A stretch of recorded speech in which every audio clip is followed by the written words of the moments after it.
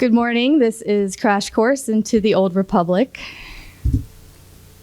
I am Ashley Hayes, your moderator, Chaotic Jawa. I will be wearing that probably later today and tomorrow, and costumer. And we have our panelist, Ash Knox Blackstar, Alliance Commander for KOTOR, Cosplayers of the Old Republic, cosplayer and a fan author. So just to get started, here you can hit the next slide. How do you want to We're going to do a quick disclaimer. This is only going to be the briefest of overviews, and even though the sheet up here tells me to speak slowly, I'm going to have to cover a lot. So for reference, KOTOR with a K, Knights of the Old Republic. SWOTOR, we're talking about Star Wars The Old Republic, which is mainly the MMO time period. And KOTOR with a C is Cosplayers The Old Republic, but most of that will be at the end.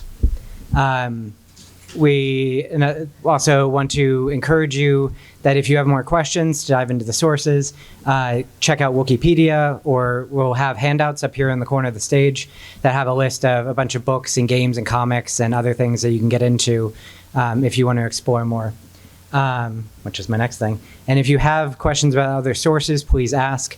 We'll have a question and questions and comments throughout. So if you miss an opportunity at one point, feel free to just hop in at the next one. So what is the Old Republic? In Legends, Old Republic runs from about 25,000 years before, some people say up to 30, 35, before the Battle of Yavin, which is when the Death Star exploded, up to about 1000 BBY, or what a lot of people consider the Darth Bane era. The most commonly cosplay time periods are between 4,000 and 3,000. That's around the Knights of the Old Republic and Star Wars The Old Republic time periods. So what makes it special? In speaking with people, I found that a lot of people really like this time period because it included thousands of Sith, a thriving Jedi Order. There were powerful underworld figures all over the place, and there were numerous united Mandalorian clans. It wasn't just one or two Jedi, one or two Sith. There's a lot of factions vying for power. So to get us started, we're going to go all the way back to about 25,000 in the Rakata Infinite Empire. They were a brutal alien species that used the dark side to go ahead and conquer and enslave much of the galaxy. They even powered their ships before hyperdrives by using force sensitives as basically human batteries to jump between things. There's a real dark time. But we start about 25,000 because that's when the Infinite Empire starts to crumble. A disease ravages them for some unknown reason and starts to strip them of their force sensitivity, which has the Empire begin to collapse. For most of the Old Republic, though, they only really show up as sort of a MacGuffin with their old ruins and traps and weird, super advanced devices that characters end up finding. We're going to speed through the next, we're going to speed through a lot of time. So right around the 25,000 years is when there were a force-sensitive group called the Jedi, and they lived on the world of Tython. They stuck mainly to the Tython system, but until they were invaded by the Rakatans and had to really confront the balance. The Jedi had been always looking for balance between the dark and the light, and trying not to make sure that they went one way or the other. But facing such a dark side foe, it made them consider maybe spreading out, going to new places, and starting anew. Hopping around the same time as the Infinite Empire is collapsing, little known warlord named Zim the Despot came out of the Tion cluster, and he took over a large swath of the galaxy, taking as the Rakatans started to recede. He's comparable to Alexander the Great in our world. He was able to conquer many systems just as even before the Republic was formed, and was eventually defeated by the Hutts as the Hutts strove to expand their power. which then led us into the Hutt Empire, which lasted about 10,000 years. It was a time where they had wealth and technology and glorious palaces, but as you see throughout Star Wars, they led to infighting and greed and people creating their own fiefdoms, and eventually that collapsed on itself. The Pius Dei Crusades is much like the Crusades in the Inquisition in our world. There was a series of very powerful and theocratic supreme chancellors, which led to one Pontifex the Ninth going ahead and leading a series of crusades, mainly xenophobic, anti-alien ones, very humanocentric. And although they were eventually defeated, you'll see a lot of that racism and xenophobia show back up later on in both the Sith and with the Galactic Empire in the movies. And then the 100-Year Darkness happened about 7,000 BBY, and that was when the Jedi were faced with those who were saying, we've been focusing so much on the light, why don't we just focus on the dark? And that led to a real schism in the Order, and ended up casting out the Dark Jedi into exile. Which leads us to the Great Hyperspace War. So as the Dark Jedi were cast out, they ended up landing on little-known planets called Ziost and Korriban, where there were a species living there called the Sith. Not the Order, just the species, the Sith, which were later known as the Sith Purebloods. When they landed on the planet, they ended up being worshipped as gods because they could manipulate the Force. And there's a lot of interbreeding over the centuries to create a real Sith dark side empire. So when we get to the Great Hyperspace War, it's when they rediscover the Republic. This is an area where the Sith were burst back out into the galaxy, and examples of cosplay from the area include Exar Kun, Naga Sadao, and Nomi Sunrider. Let me do the next one. So, Great Hyperspace War. This is the whole hour. Let me know if I'm going too fast. So Great Hyperspace War is when, as I was saying, the Sith ended up being stumbled upon by two hyperspace explorers from the Republic, Gav and Jory Daragon, who ended up revealing the Republic's presence to the rest of the Sith. And they used that as an excuse to say that it was an invasion, and use the infighting within their own empire to try to take over, and made it even all the way to Coruscant before they were beaten back. But eventually they were beaten back, and the Republic tried to move quickly to crush any resistance.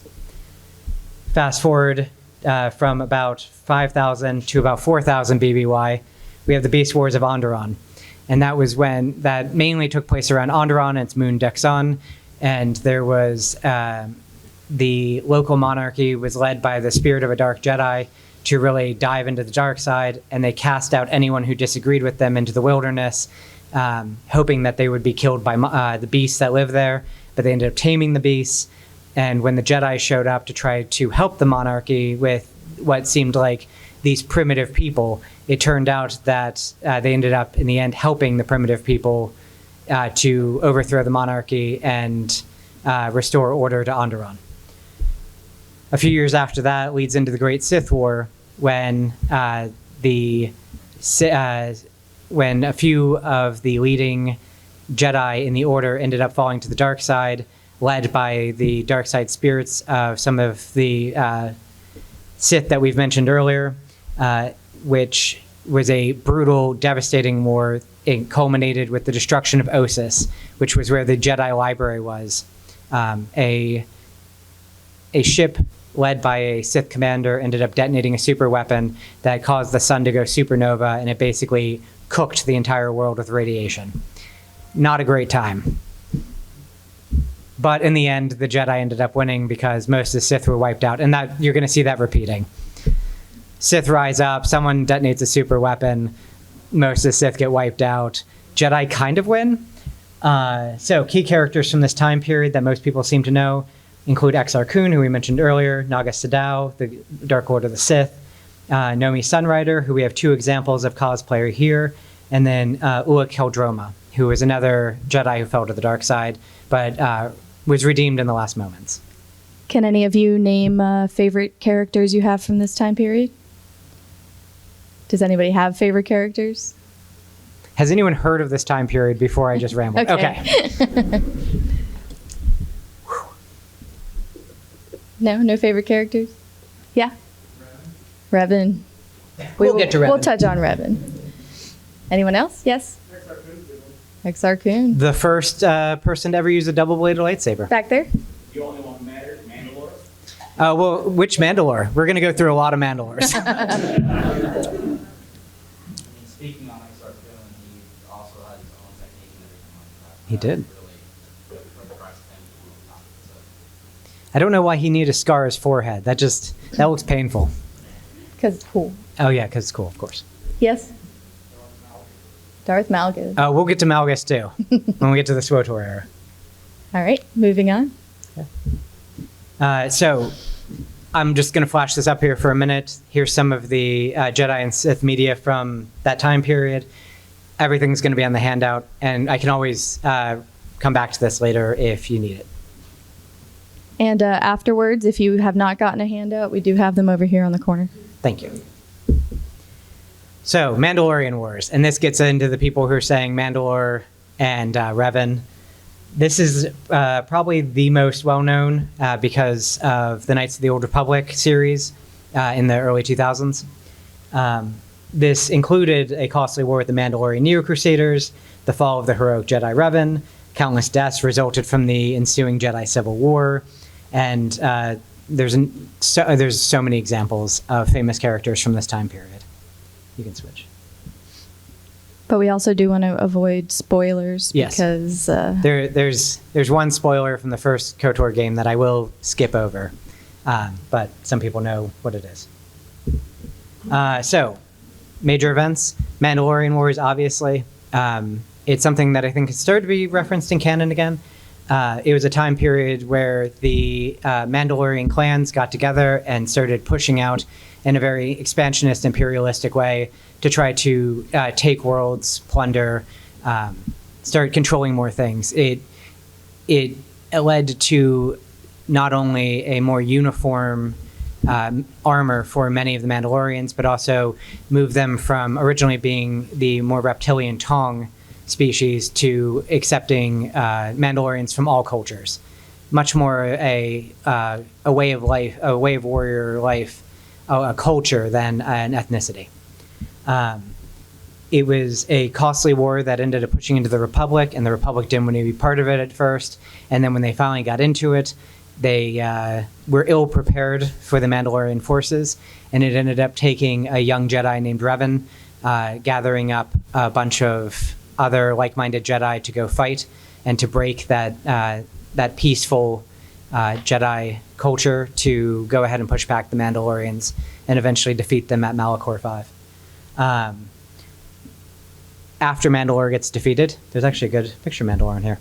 After Mandalore is defeated, about 10 years passes, and Revan, disgusted with how the Republic had treated everyone, leaves with his forces, but then comes back about a decade later as Darth Revan, with his apprentice Malak as Darth Malak, and with an entire Sith fleet, massive Sith fleet, and proceeds to just wipe the floor with the Republic and with the Jedi. During the conflict, though, Revan's ship is destroyed, and eventually a group of outcasts and Jedi and even former Mandalorian warrior end up being able to defeat Darth Malak and bring peace to the galaxy once again. But then about 5 years after that, because the events of KOTOR 2 have to happen, another of Revan's lieutenants comes across a group of Sith called the Sith Triumvirate, who are running amok through the galaxy, trying to wipe out the last of the Jedi mainly, and revive what the remnant, trying to take the remnant forces and undo what the Republic was able to save during the Jedi Civil War. And spoiler alert, they're not successful. The Jedi win again. So, this might be a better slide for some of your favorite characters. Some that we have up here include Revan, Juhani, Zane Carrick from the comics, the Moo Brothers, the Ithorian bounty hunters, and Bastila Shan. Does anyone else have anyone from this time period? I know you said Mandalore. That you'd like to throw out there as one of your favorites that maybe we don't have up here? Blue Mask. Solid choice. I'll repeat it. Sorry, Darth Treya. Yeah. What was that? Darth Sion, the man who is literally too angry to die. Oh, of course. HK-47. We've had a few people actually cosplay as HK-47 and just go around calling everyone meatbags, like you do. Did I hear another one? Yes. I actually have a question. Of course. The picture in the center on the top, Mm-hmm. what, is that from like a series or something? Or is that It's from the Dark Horse Knights of the Old Republic comics. Marvel's done a recent reprint. that? Yes. Favorite character would have to be T3 and 4. T3M4, yeah. You can't. How can you go anywhere without a trusty astromech to go ahead and save the entire party every time? Did I see another hand over here? Darth Nihilus, someone who actually eats the Force. All right, we're going to move on. Again, we're throwing up the media here. There's a list of comics. They have the campaign guide to the tabletop role-playing game, Knights of the Old Republic, the games, and then the Old Republic book for Revan also falls within this time period, even if the title sounds like it's more of a SWTOR era thing. Which leads us into the SWTOR era, which is the Galactic Wars. I used to say Great Galactic War, Second Galactic War, but now there's a Third Galactic War, so we're just going to do Galactic Wars. The Cold War and the Eternal Empire. This involved the reemergence of the Sith after being forced into hiding at the end of the old Sith Wars that we covered with Exar Kun. They came bursting out of Korriban and Ziost and the unknown regions to go ahead and push back against the Republic after being in hiding for so long and rebuilding. The fighting tends to remain at a stalemate during this entire time period because it's mainly during an MMO, and if you had one side win, then that would really really skew what side people want to play on. But it also includes the short reign of the Eternal Empire of Zakul. And then we have a few examples of cosplay, but we'll also go over some more in a few minutes. So, as I started to say, First Galactic Wars, when the Sith forces, mainly Sith pureblood, not so much Revan's version, but the original ones that we talked about earlier, they had built up a fleet over the last 1,000 years.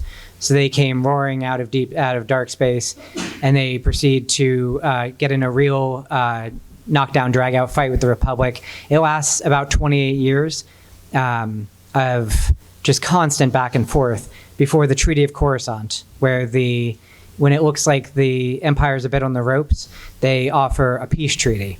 And when the Jedi and Senators show up, it's a trap, obviously, on Alderaan. And the Sith end up sending their entire fleet to go sack Coruscant. They're able to break through their orbital defenses. They destroy much of the city. They absolutely decimate the Jedi Temple on Coruscant and kill many of the leading Jedi. And they even execute the Supreme Chancellor. And then they use that as you can go ahead and cede a bunch of territory to us and we'll give you your capital back, which they couldn't hold anyway, or we'll just continue to bombard your planet from orbit. So the Republic capitulates, which leads into about a 10-year period called the Cold War, where they're at peace, but no one's really at peace. There's proxy wars on worlds like Terrace and Balmora. There's all sorts of behind-the-scenes machinations and assassinations and maneuvering, just preparing for what's going to be the inevitable return to war, which is where the MMO begins, where the Second Galactic War, there is a return to hostilities, and you have major battles like the Battle of Corellia. You have events like the return of the Dreadmasters that were Friedel Bel Savas, the rise of the Hutt cartel trying to create a new Hutt empire. A lot of very in-game events. As war is really reaching a fever pitch, a third faction enters the fray called the Eternal Empire of Zakul, who are just super OP and immediately decimate both fleets, are able to blockade both factions' capital worlds and get them to surrender for a short time until a eternal alliance of both Republic and Imperial forces join together to try to beat them back. And as soon as that enemy's gone, obviously we have to go right back to fighting each other, because that's, again, how this all works. And that is where the game is currently at with its updates, so I can't give you much more on the time period other than that. Who's excited for the remake? A few. What's the latest news on that? After it got shifted between game studios, I'd say probably another couple years. I'd say 2025, but I don't have any insight into that. And then is there any sort of narrative, because I haven't really played the MMO, right? So outside of like just binging Wikipedia articles, is there any sort of like overarching narrative thing that you can consume without sinking hours into the MMO? There are some games and comics, but a lot of those are set a little bit earlier. Yeah, you'd probably be better off with watching streaming. And then, yeah, we can switch to the next one. So some key characters from this time period. Someone mentioned Darth Malgus earlier. Satele Shan. We have someone in our group who does a fantastic Satele Shan. Jace Malcolm, Lana Beniko, Theron Shan. But I really want to stress here, countless original characters. Just because part of the reason the MMO is so successful is because you can create your own character. And it's something, when we get into the cosplay stuff later, the original characters are why Cosplayers of the Old Republic was originally created. It's that ability to create your own character and be your own person in the universe. And that doesn't just have to be SWTOR era. You can be an OC from any time period. For example, here's some people's avatars from SWTOR, and then comparison to costumes they actually built to match that. And then SWTOR era media. Here's a list. I also have the handouts on the stage. I'm happy to answer any questions about these. Before we go on, though, does anyone have any questions about this time period? Nope. Cool. Nope. All right. Final part of the era, I promise. So we just last left off in about 3626. We're going to jump about 2,000 years to around 1,000 BBY.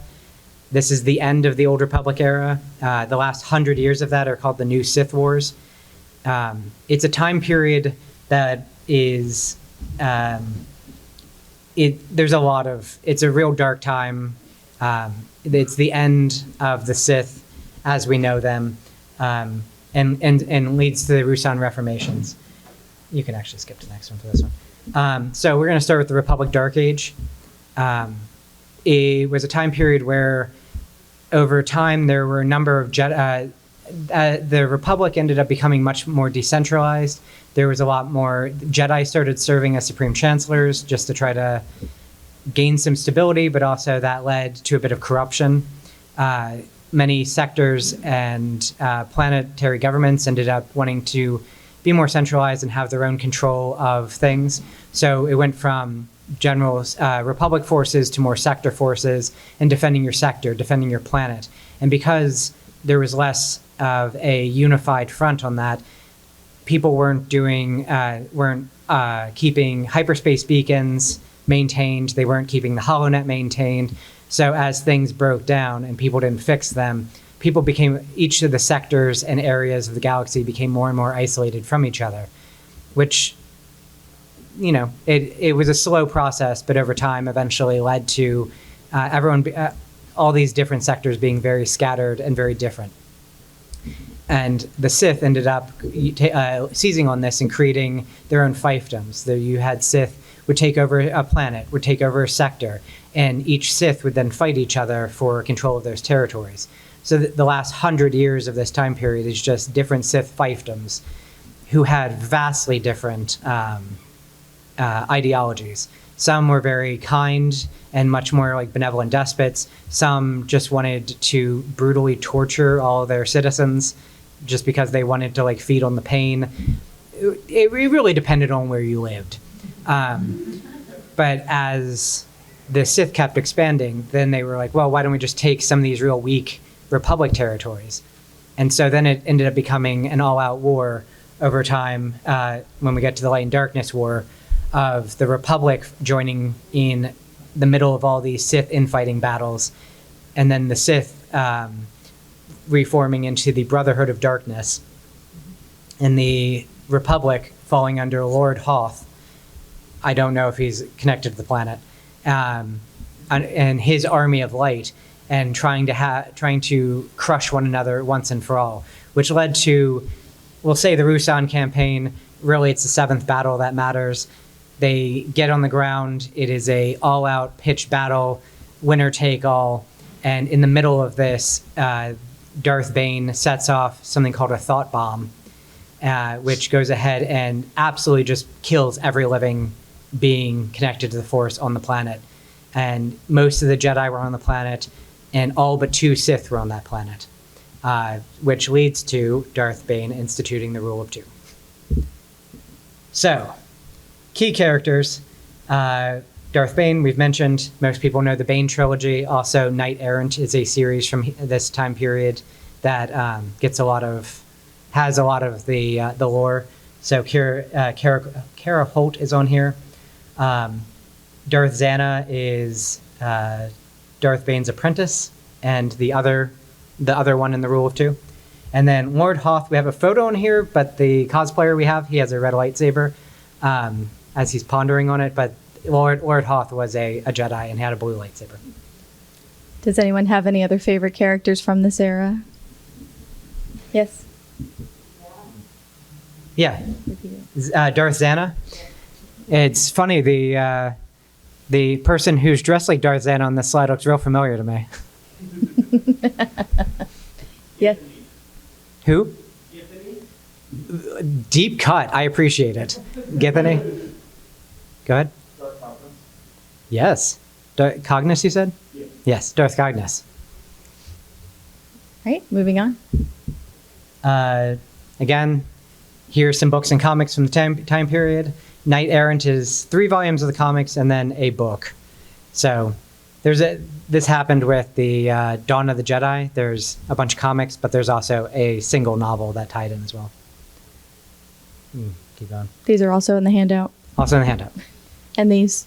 Yeah. So this is normally where I put the questions and comments slide, but if anyone's got any questions and comments before, the next thing we're going to move on to is the cosplay section of this, where we talk about some of the cosplay stuff that goes along with Old Republic.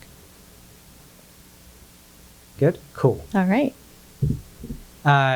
Quick disclaimer, SWTOR fan community originally helped us set up this panel. They have the digital side of things. If you're looking to meet the Old Republic players, it's a great place to go and talk to people, meet guilds, stuff like that. I'm talking fast. This is normally when half the room leaves. So, Cosplayers Old Republic. We're the unofficial Old Republic cosplay group. We bring together cosplayers with a passion for both costuming and the Old Republic. And I always have to throw in the disclaimer, we are not affiliated with BioWare, Disney, or Lucasfilm. Some FAQs. Are you part of the other groups that are downstairs? No, but many of our members and a couple of our admins are. Do you have specific costuming standards? Not presently, because we have so many original characters and stuff, we try to keep it pretty loose. If you're trying to go for something specific, like 501st, there are people in the group who are happy to talk to you about that. What if you have no interest in building, but you just want to look at cool pictures? Check out our Instagram. Do I have to answer the questions to join the group? Yes. A lot of people go to join the Facebook group and we get a lot of bots it'll just say yes, yes, yes. or they just don't answer the questions, we have the questions, they're real simple. It's like, why do you want to join cosplay? Who's your favorite character? Do you have any costumes you have or planning to build? Three easy questions. What if I don't know anything about cosplay? That's fine.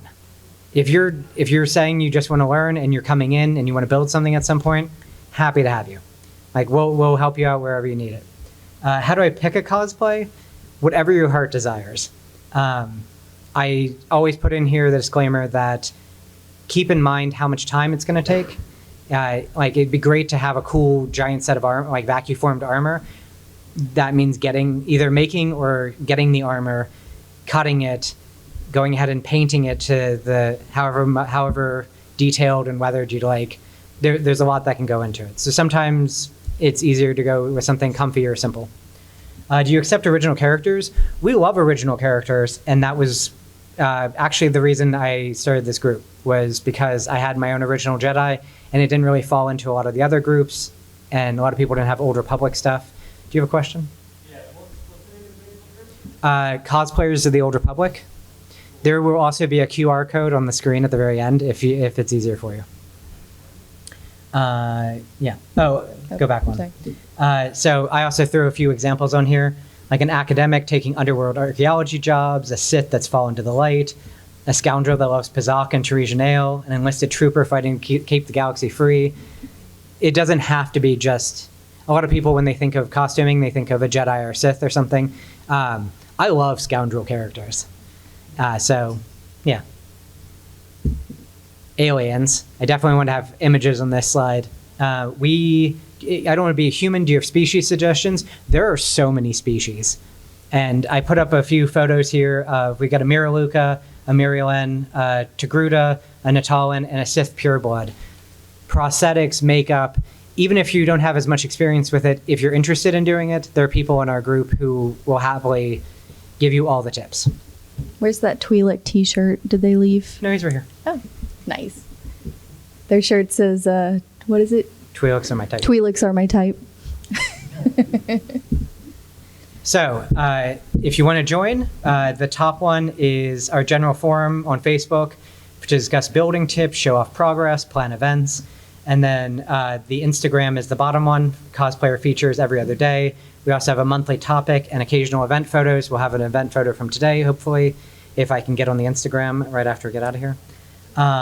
So I put up the QR codes in case that's easier. There will also be QR codes on the handouts if you want to do it later, or if you don't have signal. And we also have badge ribbons if anybody's interested in badge ribbons. And we don't forget we have handouts over here if you want any information or to look up the literature that we've mentioned in this presentation. Oh, and disclaimer from the con, if you enjoyed our panel and you'd like to see us do stuff in the future, please rate us on Guidebook, because that's how they determine who gets to come back. Yep. All right. So that's our last slide. If anyone has any more questions, please let me know. I talked a little bit faster than I was planning, so we still have like 20 minutes. Yeah. So yeah, I Questions? yeah, go ahead. Yes. What specifically drew you to KOTOR, that Old Republic area? Okay. What specifically drew me to KOTOR? Actually, I originally got a bit into the Old Republic watching my college roommate play KOTOR on Xbox. And then after that, I got into the comics, specifically the ones by John Jackson Miller that we had the screenshot from. I have been trying to get John Jackson Miller in one of these panels for so long. At Dragon Con, he happened to be doing a signing at the exact same time, and I was like, ah. But then it was about 26. I didn't start the Old Republic MMO when it originally started. It was around 2016. A friend of mine was like, you should do this. And I was like, I don't really do MMOs. I don't really play along with many people on it. You can play it solo for the most part. But just being able to be my own character and run my own story, I got super into it. Amusingly, even though the main character I play is a Jedi, one of my favorite stories out of that, it's actually the Imperial Agent. It actually comes with, I think, 4 or 5 different endings, depending on how you make decisions through it, where some of the other ones are a bit more rigid. Yeah. And then I was like, let me make a costume. And then when I went to the Rebel Legion, they're like, we only have a couple Old Republic ones, and they're very, very stringent. And I was like, okay, well, I'll make a group I'll just make a group for anyone who's just interested. And I added like 12 of my friends. And I thought it was going to last 6 weeks, and that was late 2016. Couple years. Yeah. Yes. What are your favorite characters? Mine? Both of you. Oh. That's a good question. I'm a big fan of the astromech droids.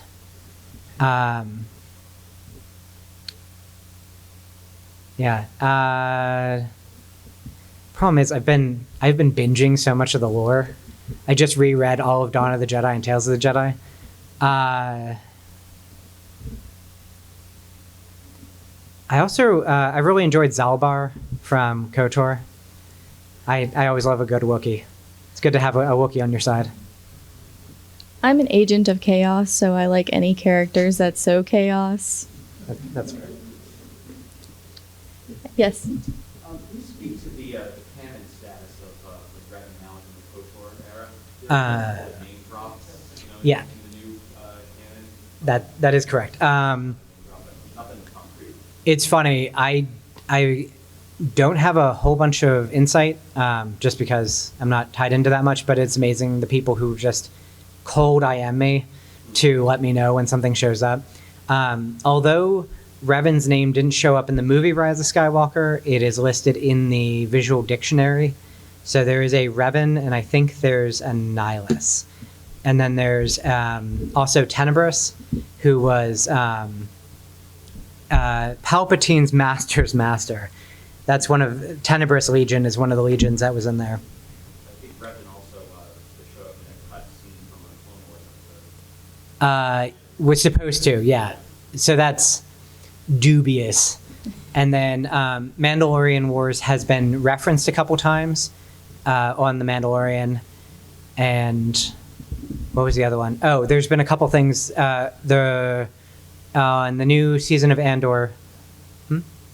Oh, the handouts are right here in the corner. In the newest season in Andor, there is a reference to the Rakata. So that was big, and that's when I got the most. My phone was blowing up. They're like, "Have you seen Andor yet?" And I'm like, "Just calm down, guys. I still have to finish my work day." Yeah, so things are coming in here and there. I can understand why when Disney took over, they tried to reboot a bunch of things. I can see it on both sides. I have enjoyed. I've had people also ask, "Are you excited to see the Old Republic?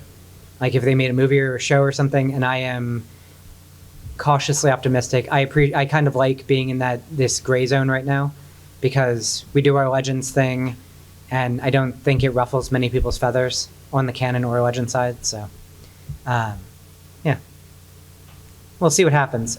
We put in for a panel at Celebration and a booth at Celebration, because we've had booths at other celebrations, and it'll be fascinating to see if anything gets announced on the KOTOR remake or if anything else comes out Old Republic, because I'm sure our table will get swarmed. Is anybody going to Star Wars Celebration?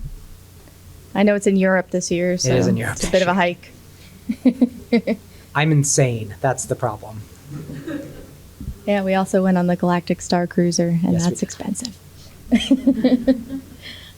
Unless there are any other questions, if you'd like a badge ribbon, come on up and grab one, and then we have handouts.